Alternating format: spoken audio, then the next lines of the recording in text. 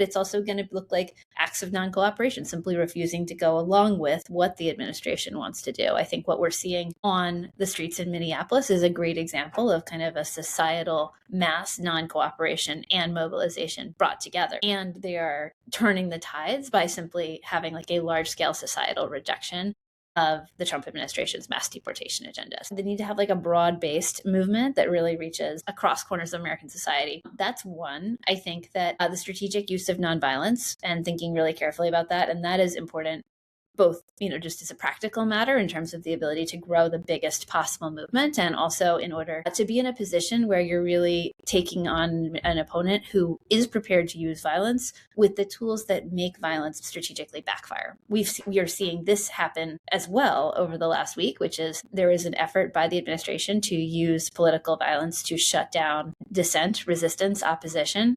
A man was murdered for exercising his constitutional right to observe ICE. And the hope of any authoritarian regime is that an act of political violence and repression is going to convince a lot of people to shut up, keep their heads down, not do that, stay inside the next time ICE comes around. And right now we're in that process collectively as a society of making that backfire, of making sure that for every person who they go after for getting involved, hundreds of thousands or millions more start showing up.